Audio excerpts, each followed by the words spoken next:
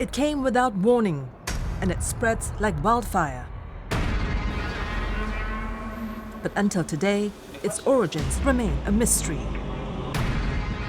The 2019 novel coronavirus is very unusual because it seems to spread much easier between both of us, between individuals. Since it was first discovered in Wuhan, the capital city of China's Hubei province, late last year, the virus has killed more than 1,200 people and infected at least 45,000 others worldwide.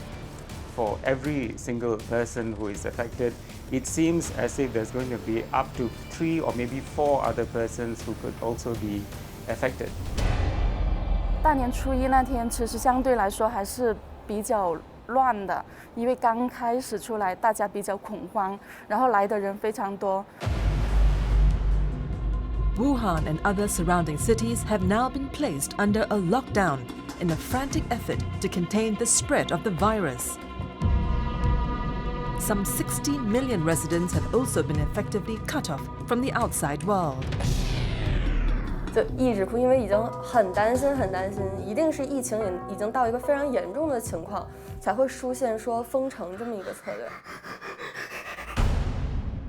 What exactly is the 2019 novel coronavirus? Can the spread of this highly infectious disease be contained?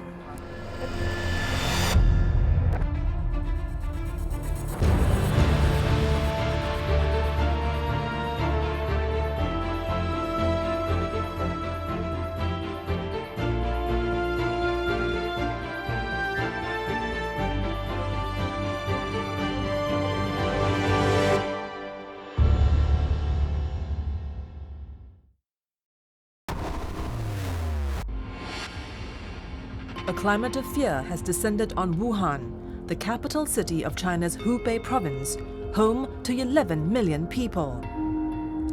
Many are asking, will they be the next victim? If so, when?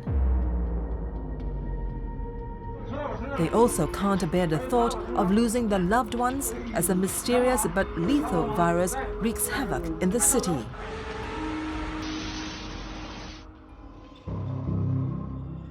The coronavirus has killed more than 1,200 people in just 2 months.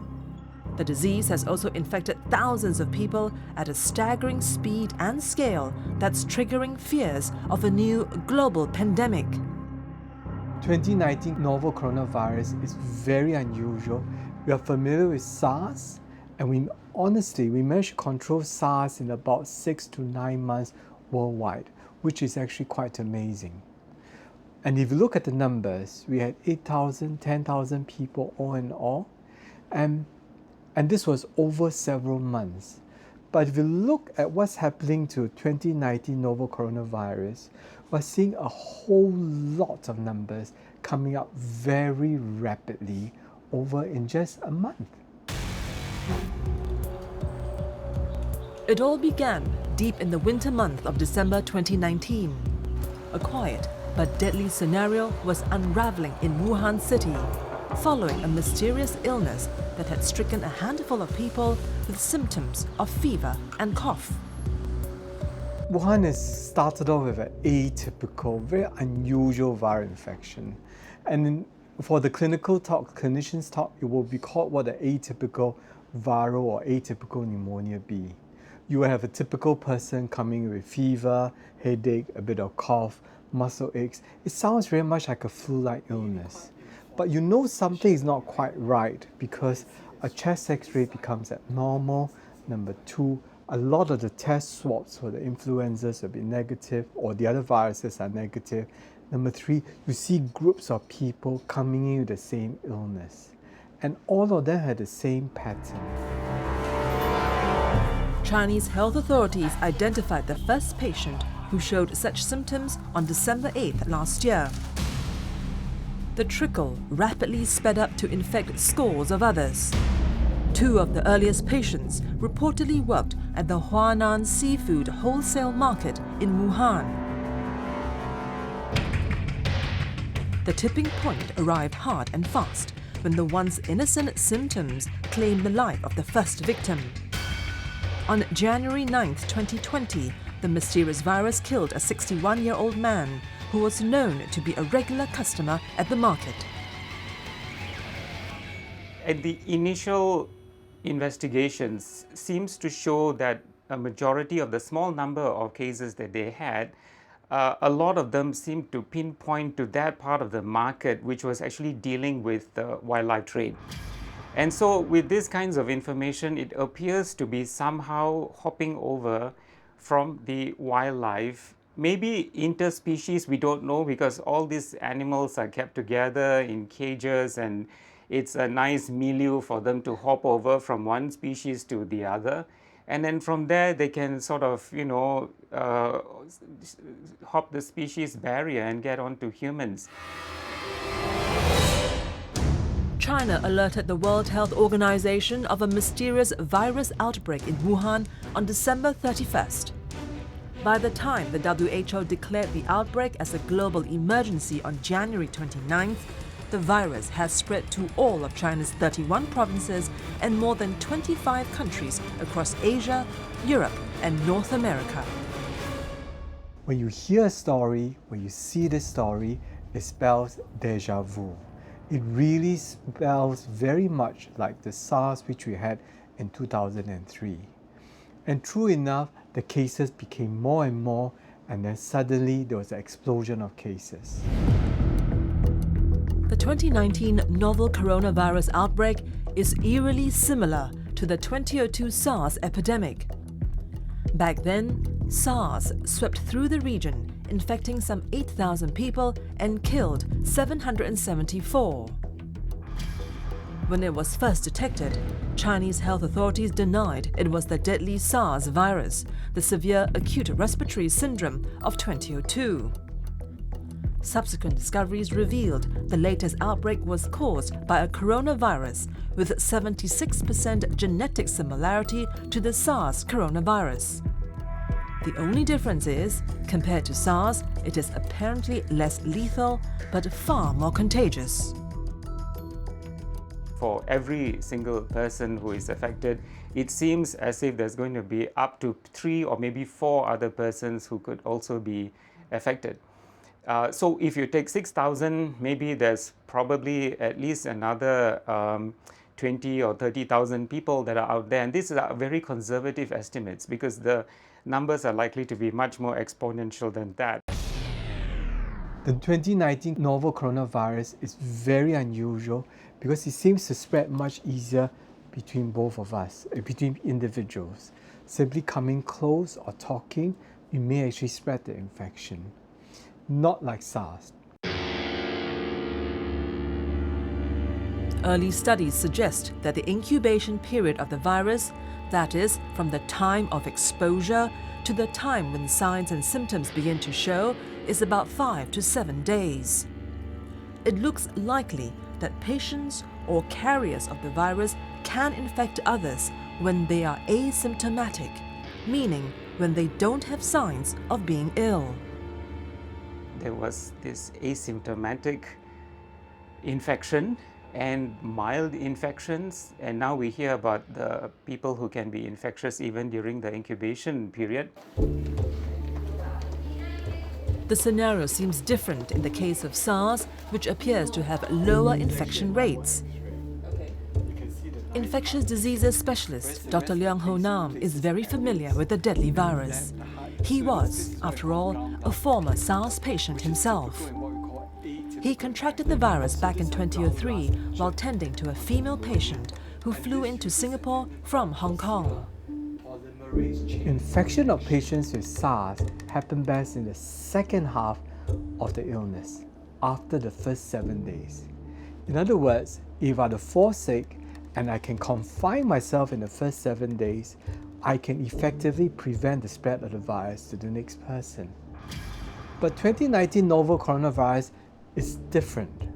You can actually find the virus in people who have no symptoms, and it's postulated by the Minister of Health in China himself that these asymptomatic individuals, these individuals with no symptoms, can spread person to person. And we don't even need to wait till the 7 days before symptoms onset. Disease may spread even before the onset of illness.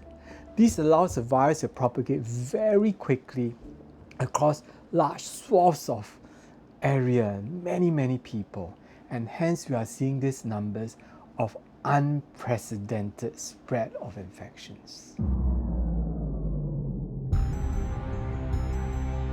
Coronaviruses are common in many species of animals, such as camels, cattle, civet cats, and bats.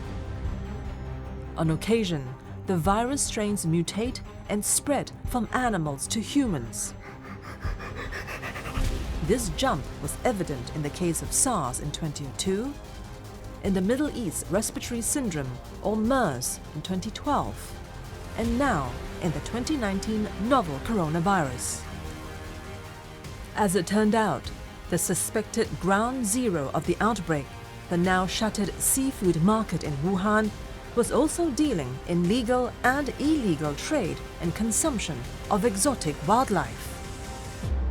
The cages do not get changed and the poop is allowed to circulate. So you are breeding the ultimate virus that one day will adapt well to the animals that are there, that one day will adapt to the humans that keeps coming in contact. One day the right mutation will happen where the receptor fits nicely well into the humans and in turn allow person-to-person transfer.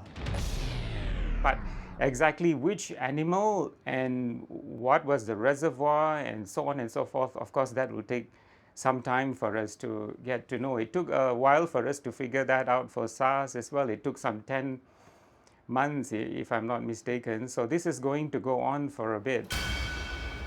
The situation is evolving so quickly.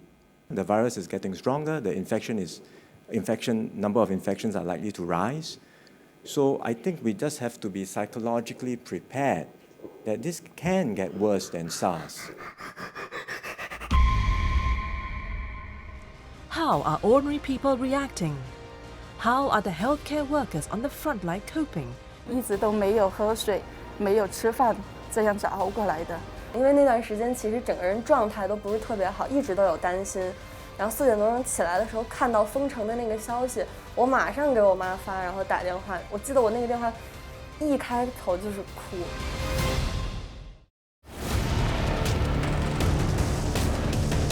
It's the middle of January 2020. The number of reported cases of those infected by the novel coronavirus in China has begun to soar. Hospitals have been struggling to cope with people suspected of contracting the deadly virus. Resources were also stretched to the limit as the number of patients with fever and breathing difficulties kept growing every single day. 因为我觉得作为一个护士，我觉得在这种时刻我们是责无旁贷吧，一直都没有喝水，没有吃饭，这样子熬过来的。所以到现在我们是到现在为止，我们基本上是每天都在工作，参与这个防控工作。因为我每天都是这样工作，我们没有这个防控工作，我明天也是工作10到12个小时。反正这个，因为对我们医生来说，工作这么长时间不是个很大的问题。By this time, cases of the novel coronavirus had found its way to major Chinese cities far away from the epicenter. Beijing in the north and Shenzhen in the south.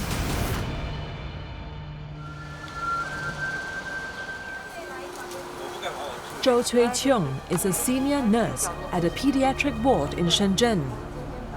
When she was first alerted about the major outbreak, she quickly signed up to be a volunteer with the Infectious Diseases Department. Even though she's not trained in dealing with infectious diseases, she took it in her stride. She felt compelled to help her colleagues who have been overwhelmed by the sheer number of people seeking medical help. 因为这个时候感染科发热门诊本来的护士是很少的，他们只有3个人，那肯定是需要全院护理人员来支援他们。When she learnt about the virus outbreak, it was just days before the Chinese New Year holidays. Many of the hospital staff were already on leave. That contributed to the shortage of healthcare workers, and it was a matter of time before chaos started to surface in the already rapidly deteriorating situation. 大年初一那天，其实相对来说还是比较乱的，因为刚开始出来，大家比较恐慌，然后来的人非常多。当天来的人，我是值白班，8点到16点，当时来了，有100多个人。当然看诊的没那么多，看诊放过去给医生看诊的估计有80左右。但是来了100多人，为什么有些人没看呢？是因为有些人是没有任何症状，没有流行病学史，然后他们也过来看了。因为很多市民是因为恐慌，然后担心在地铁上啊、公交车上接触了类似的患者，然后跑过来要求筛查这样子的情况。The resources in the hospital are overwhelmed. There have been many videos that have been shared on social media about what's happening in China at the hospitals. And as a healthcare worker, I pray for the healthcare workers in China because they are going through a difficult time and on their faces are fatigue, exhaustion. I just cannot take the next day forward. There were emotionally trying moments for Zhou, including one occasion when she had to separate a child who's been infected with the virus from her parents. But she had to be firm for the sake of their own safety. 其实是有的，就像之前住在我们疫病区那边有一个51床这样子的一个小孩，他爸爸妈妈是从武汉回来的，爸爸妈妈没有症状，但是回来之后小孩子发烧了，小孩子发烧之后。然后我们是因为现在形势是在比较严峻，然后我们是劝他爸爸妈妈是不要待在病房的，然后呢就只能由奶奶过来照顾，然后爸爸妈妈非常的焦虑，然后但是真的是我们真的就很不忍心叫他回去，但是又不得不这么做，就是为了保护大家所有人的安全。January 20th was a critical turning point in the way authorities dealt with the virus outbreak. For weeks after the virus first surfaced, authorities had insisted that the mystery virus was restricted to the animal vector. On that day, however, China's renowned and respected epidemiologist Dr. Zhong Nanshan dropped the bombshell. In a TV interview, he confirmed cases of human-to-human transmission of the deadly coronavirus. That dramatically altered the way China dealt with the outbreak. In a bold and unprecedented move, China put the city of Wuhan, with a population of 11 million people, under quarantine. All roads to the city were sealed off and public transportation was shut down. The lockdown was expanded to the larger Hubei province with some 60 million people. The Chinese government has at least tried to restrict inflow and outflow into her province itself. Travel outside China itself has been constrained, which has helped to at least contain the flow of people. They have extended the holiday period for the Chinese New Year as well. In a situation like this where you have an epidemic, mass hysteria can actually cause more problem than anything else. So sharing information earlier would have been a bit better. I think it's actually a very good strategy. And I think that they could only do this in China.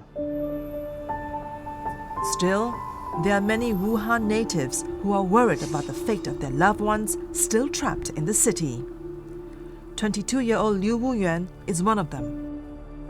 She has been working in Beijing for the last 1 year and was looking forward to return to Wuhan to celebrate the New Year with her family. But the long-awaited homecoming failed to materialize after news broke, confirming evidence of human-to-human transmissions. When her mother called her and told her not to return to Wuhan, she was heartbroken. Going home for the New Year was something she was eagerly looking forward to after being away from her family for a year. 是在钟南山院士那个采访，就是说会有人传人这个情况以后，我妈晚上赶紧给我打了一个电话，我记得特别深刻，是大概2点多钟，她跟我说，要不你真的别回来了吧，我思前想后，我觉得你就还是在北京待着吧，因为我是29号回去，然后初5就回来，他觉得太折腾，而且也存在一个人传人的风险。我当时还有点感冒，所以就觉得要不就待在北京会更安全一点。我一开始是不愿意就是待在北京的，还是想回家。对，但是因为家里一直坚持说就留北京比较安全，就没有回去了。She spent the New Year alone in Beijing. But that has not put her mind at ease as she kept thinking of her parents' safety and welfare. 基本上是保持1天2个视频，就是中午和晚上大概饭点的这个时间，然后跟他们视频看一下吃的怎么样啊，然后现在情况怎么样，然后跟他们再三的 check 有没有出门，就一定不能出门。我是4点多钟的时候起来，就是噩梦惊醒，因为那段时间其实整个人状态都不是特别好，一直都有担心。然后4点多钟起来的时候，看到封城的那个消息，我马上给我妈发，然后打电话。我记得我那个电话一开头就是哭，就一直哭，因为已经很担心，一定是疫情已经到一个非常严重的情况，才会出现说封城这么一个策略。然后当时也问过妈妈说，那我们接下来是怎么办？物资够不够啊？然后我看见网上有人说什么赶紧逃离啊什么呀，我妈就说哪儿都不去，就在家待着。It tells me that the amount of spread there is before the lockdown was unprecedented, very rapid. Number 2, many people were falling very sick and they were going to get out of Wuhan for the Chinese New Year festivity. And from there, the spread will be even unprecedented.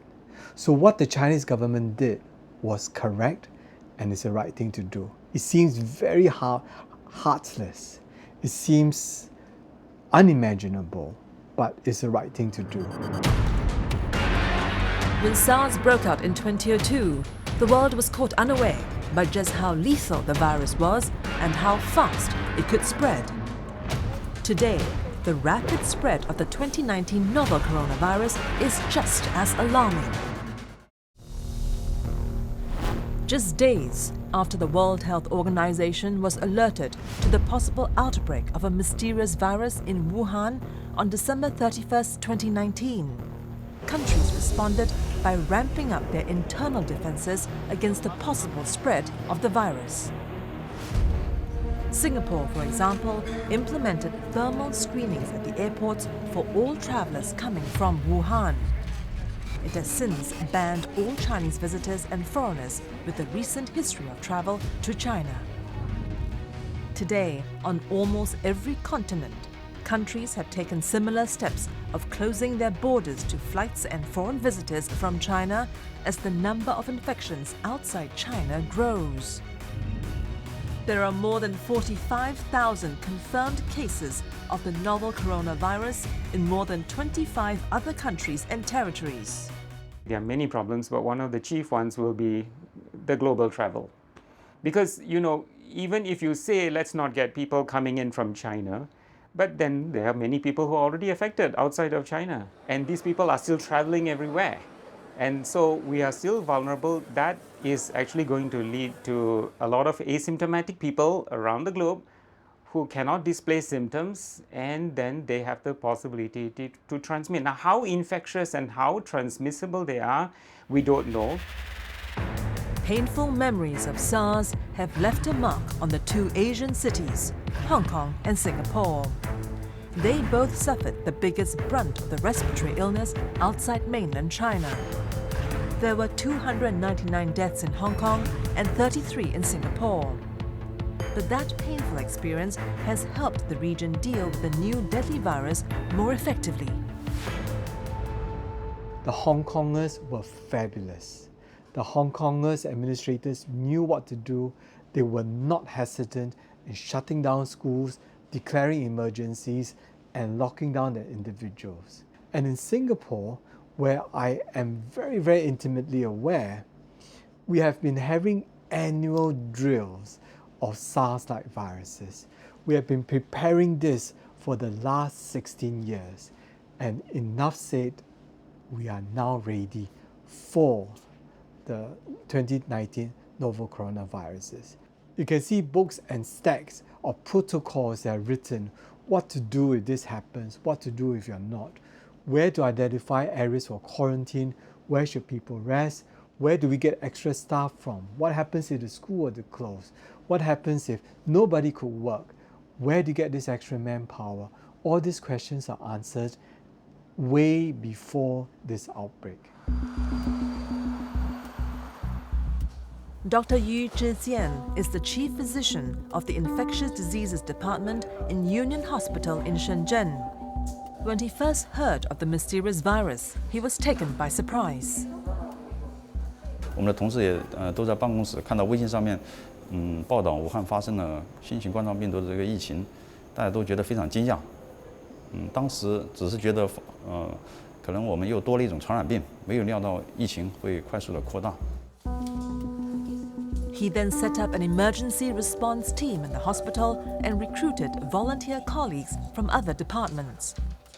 我是专业防控小组里面的成员，我跟医务科的是组织者，因为我们应对这场疫情，那么光靠我们传染科、感染科还有发热门诊，单纯的力量是不够的。 Another innovative strategy by Dr. Yu was to set up a telemedicine unit.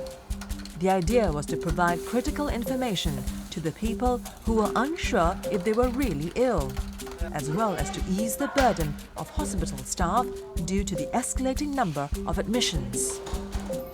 那么另外就是我们也按照现在的这个要求，开展了互联网医院的网上咨询平台。那么通过这个网上咨询，能够更加便捷地服务我们的患者，那么昨天一天的我们网上咨询量就有1600多条。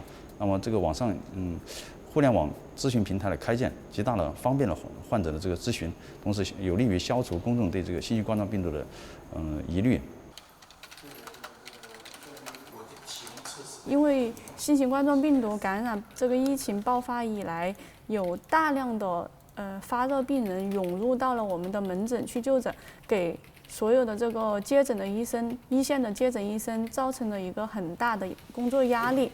在这个基础上的话，我们在前天晚上就紧急上线了这个关于疫情的一个免费咨询活动。我们可以除了在网页端进行回复之外，我们还可以用手机端进行回复。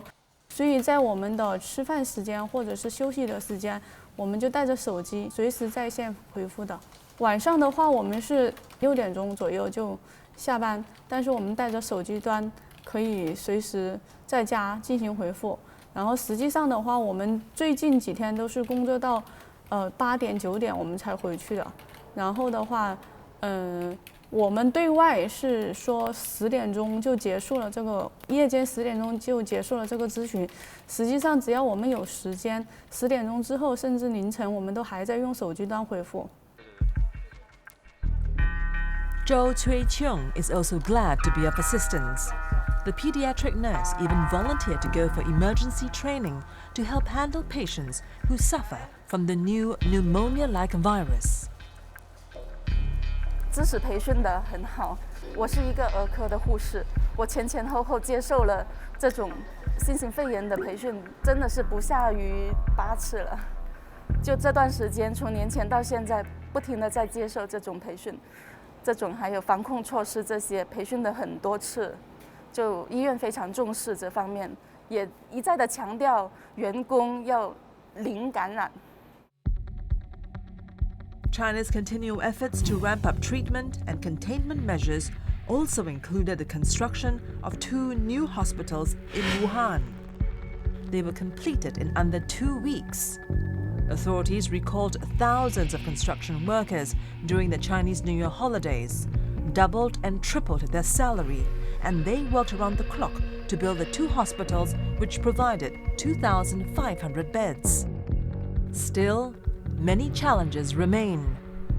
At the heart of all containment strategy is the understanding of what doctors call the pyramid. At the tip of the pyramid, you have the persons who are symptomatic. Then at the bottom of the pyramid, you have people who are, less symptomatic. And then you have the asymptomatic, big, huge chunk at the bottom of the pyramid. So in order to understand how you're going to contain, you need to know the big pyramid. But here, if you focus only on the iceberg at the top, you are going to get hit by what's below. Medicine has taught us with limited resources, you only treat those who are the sickest. So the sickest will get admitted, and this will be the top of the pyramid. And what we are seeing perhaps are just the top 10-20% of the patients. And for the rest of it, 80%, we are not seeing, we are not treating, we are not quarantining. Instead, we are releasing them back into the public, where they can in turn reinfect others. What we are not seeing will be the greater base at the pyramid, which are easily 40 times more than what we are seeing now. These are the ones where there are active propagation of the virus. Since the World Health Organization declared the novel coronavirus outbreak as a global emergency, international response has been swift. All flights to and from Wuhan and the larger Hubei province have been banned, and citizens have also been advised against all non-essential travels to China. Scores of nations, including Indonesia, Philippines, Japan, South Korea, New Zealand, France, Turkey, and the US have scrambled to evacuate their citizens from Wuhan city as China struggles to come to grips with the outbreak. Should China be blamed for the latest epidemic? During the 2003 SARS outbreak, the government took some 4 months before announcing to the world about the severity of the crisis.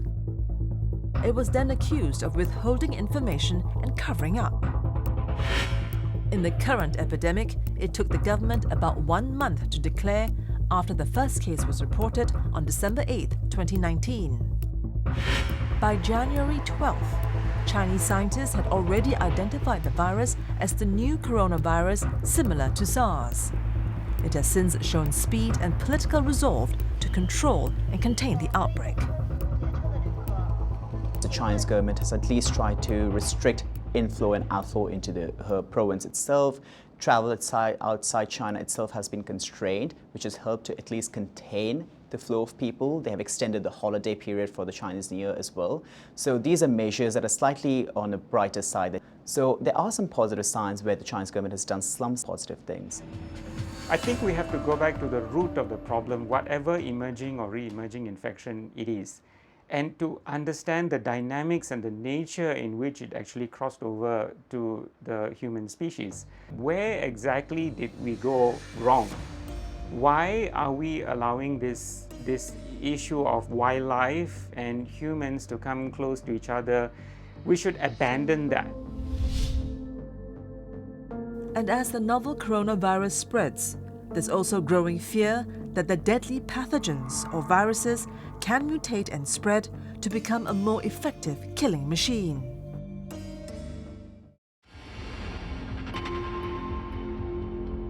It's been more than 2 months since the first case of the new novel coronavirus was discovered on December 8, 2019.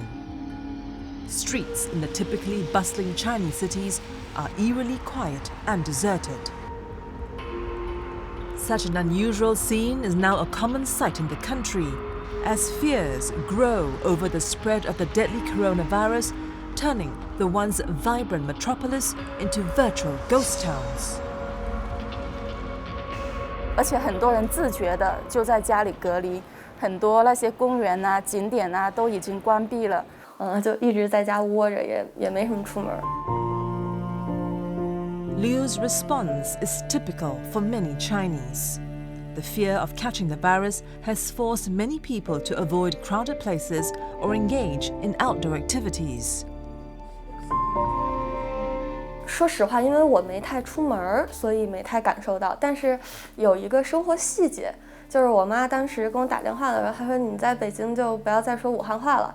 你跟我打电话的时候，不要说武汉话，可能你周围的人经过的时候会觉得有一些异样，或者是怎么样。” She is, however, more worried about the situation involving her parents and her friends. Despite all the assurances, they know that there's only so much they can do to protect themselves against the marauding virus, not knowing if and when it will hit them. 我觉得他们一定是有的，但是他们作为父母不会跟我就是过多的去流露，可能我接受到的更多的焦虑也好，或者说真实的那种紧张的情绪，更多的是来自于我同龄的朋友。他们可能比如说有的也是刚刚工作，然后提前就回家了，现在也在武汉，还有的就是一直就在武汉，还在读研，或者说就在武汉工作。那我们之间的沟通可能会来得更加真实一些，会直接跟我说现在的情绪是怎么样的呀，很紧张啊，很焦虑啊，然后可能打不到车呀，种种。但是你问父母，父母永远都是没事儿，很安全，不要担心。The reality is, fear and anxiety continue to grip the residents of Wuhan. Despite the best efforts by the authorities to try and keep the virus at bay, the death toll shows no signs of slowing down. Meanwhile, the scientific community is now racing against time to try and find a vaccine that could help fight and prevent further spread of the disease. Is there a chance that an effective vaccine will be found anytime soon? The good thing about the current novel coronavirus is that we can make use of existing knowledge of the SARS coronavirus vaccine and apply the same principles to the 2019 novel coronavirus. What they would have to do now is to actually design it. Designing is relatively easy. Grow it and show that while growing, the vaccine does exactly what it's supposed to do. And the prototypes will then need to be manufactured in large quantities so that it can be given to a large group of people. But the bad news is, according to experts, a vaccine for the novel coronavirus will take months to develop and manufacture. It will have to go through several clinical trials before the vaccine is ready for use in time to respond to the epidemic. It will take easily 9 to 12 months. Even if the vaccines are available now at this various moment, it will take several months for the quantities to be made. We're talking about several 100 million doses for the people in China, for the people in Asia, and for the rest of the world. This will take time. In the meantime, short of an effective and easily available vaccine, immediate preventive measures have to be aggressively enforced. China has since banned the popular wildlife trade until the health crisis is over. There are also increasing calls from the international scientific community for the ban to be made permanent. I think that is to some extent what happened after SARS, because look at the wildlife trading. You know, if more things were done back 15 plus or 17 years ago, maybe, anyway, we can't turn the clock back. Men and these animals, we are not meant to be living side by side. Viruses like this exist in wildlife. You put the situation of man and wildlife together in this kind of situations for a protracted period of time, these things can happen. And I think, we are just tempting fate. We tend to eat anything that flies, swims, or crawls. And when we bring these animals into our dinner table, we bring their viruses over along as well. Perhaps you, as the diner, will not need to see it because they'll be destroyed by the cooking. But the chef in preparation, the animal handler, the market that has to look after all these animals will invariably be exposed to the virus. And we saw that in SARS 2003. In 2003, they realized that the animal handlers encountered a form of SARS, a variant of SARS, before the original one came along, such that they developed immunity to SARS. And one way to counter this is what the Chinese government has done. It stopped exotic animals from being onto the dining table. Perhaps we need to relook at what we eat. But as the battle rages on to bring the virus under control, there are still many unknowns and questions that need to be answered. For example, how lethal is this virus? Where did it originally come from? How infectious is it? Will the coronavirus that's now spreading with frightening speed in China become a global pandemic? The reality is, the virus has so far killed more than 1,200 people. The death toll has even surpassed SARS, both in the number of fatalities and confirmed cases within a much shorter period. Still, there's hope that the worst will soon be over. It's just a question of how and when that will happen. For those currently at the front line of the battle against the novel coronavirus, the risk is still far greater than previously imagined given the scale of the infections. Still, nurses like Zhou is confident that China will turn a corner and that the battle will be won, sooner or later. 我觉得我很有信心，因为大家都可以看到现在那个宣传做得非常好。目前公共场所，包括地铁、公交、超市，包括小区，每个人都戴上了口罩。其实这就很大的阻挡了病毒的那种传播。我觉得这点非常有效，而且很多人自觉的就在家里隔离。 很多那些公园啊、景点啊都已经关闭了。从这点出发，反正我感觉非常有信心。作为一个武汉人来说啊，我觉得我们这一次其实是做出了挺好的一个举措，也是一个壮士断腕的一个决心，做出封城这样的举措。而且包括各个城市，比如说像河南，我了解到他们在疫情的防控上面做的是非常及时。 而且非常行之有效的，所以我觉得这次在政府的各个应对上面来说呢，还是比较好的。In the long term, when the dust settles, it's going to take a lot of soul searching. It appears that so long as humans interact in close proximity with animals, future outbreaks of infectious diseases are likely to occur. Since the virus started wreaking havoc in China last December, no one knows when the surge will peak and start to decline. One can only hope that it will be soon. If there is a best case scenario, it could potentially lead to a drop in numbers. But I haven't seen that. We can only begin to discuss that once we see the numbers actually falling.